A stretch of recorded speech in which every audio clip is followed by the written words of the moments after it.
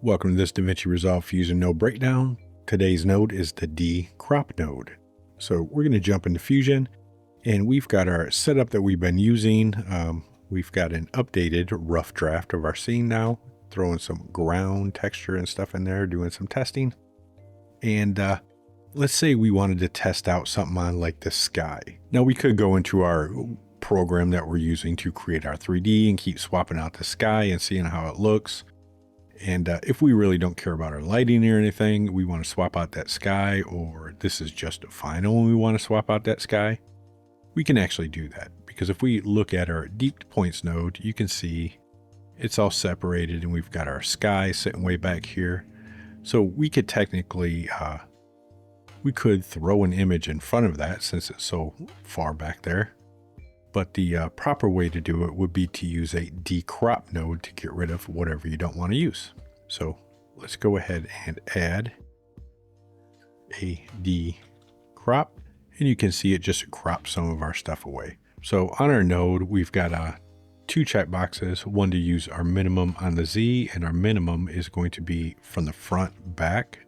So clipping from the front back, and our maximum is going to be from the back forward. So if I uncheck this maximum, you can see our sky's back in there. And right now we don't have anything cropped in here. But if I change this, you can see we start cutting away our stuff or cropping away our image.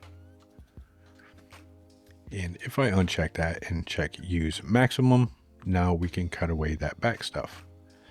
And it's back there pretty far, but I want to make sure I'm really hitting it. So I'm going to hit 1000 to really bring it back there and make sure we're just cutting out the back of that sky there. So now that's cut out. So if you look at our render node, you can see we no longer have sky in there. We do have some residual in the trees because this was a very low sample count render just for rough draft testing purposes. But we can replace the sky. So we could simply bring in a image plane, connect that to our 3D merge, and we could bring in a image,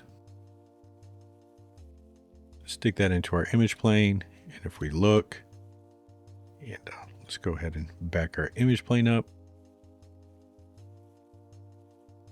You can see we've got our little teeny tiny image plane in there because this is pretty big. So we can go to our scale and let's just pump this up to like 80. So now we've got a giant sky in there. If we go to our render node, you can see it was just replaced.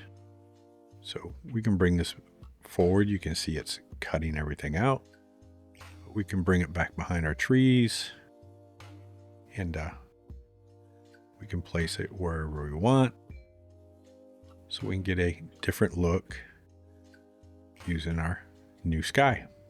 So that's using the dCrop node to crop out portions of your deep to points images. I will see you in the next node breakdown.